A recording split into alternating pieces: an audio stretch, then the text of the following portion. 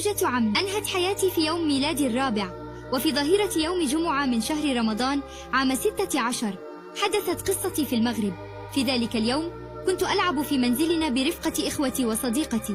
أتت إلى منزلنا تتساءل عن أحوالنا وعن أحوال شهر رمضان معنا، واستغلت مغادرة والدتي المنزل لقضاء بعض الأغراض، وتظاهرت بأنها تريد رؤية جدتي المقعدة، واستدرجتني إلى غرفة النوم، وقامت بربط يداي إلى الخلف بواسطة قماش، ولف عنقي بواسطة جورب نسائي، ما أدى إلى فقدان الوعي، لتقوم بعد ذلك بفك يداي وتركت الجورب ملفوفا حول عنقي، حتى رأتني شقيقتي الكبرى مماددة على ظهري وأنا أترنج من شدة الألم، والجورب مربوط بإحكام، لتطلق صرخات عالية في أرجاء المنزل.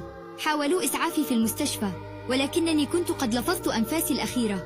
والدتي كانت لها علاقة رائعة مع أهل والدي، وعلى رأسهم جدتي وزوجة عمي لم ترقها هذه العلاقة، وبدافع الحقد والكراهية كانت تريد أن تقتل حتى جدتي، لكنها سمعت أحدا طرق الباب، وبسؤالها عن أسباب ارتكابها للجريمة قالت بأنها أرادت تخليصي من مآسي وأوجاع الحياة، وتضع حدا لكل مأساة قد أتعرض لها مستقبلا.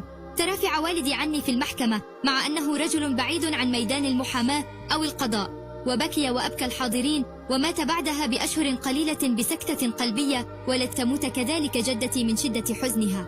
حكم عليها بالسجن 20 عاما، ولكن ازدادت المدة بعد استئنافهم للقضية لتصل إلى 25 عاما. بعد ذلك خفض الحكم إلى 10 سنوات فقط. زعم أن حالتها النفسية سيئة، وأنها لم تكن مدركة لأفعالها، لتتفاجأ عائلتي أنه تم الإفراج عنها بعد 8 سنوات فقط بسبب العفو، واستقبلت بالزغاريد وكأنها عائدة من احتفال. فإن باب منزلنا محاذي لباب منزل عمي. كيف سيتعايشون بعد ذلك؟ وكيف يمكن لشخص يربطني ويختنقني أن لا يكون مدركا لأفعاله؟ أليس هذا ظلما كبيرا؟ هل هذا هو العدل الذي يستحقه من قتل طفلة بريئة أيها العالم؟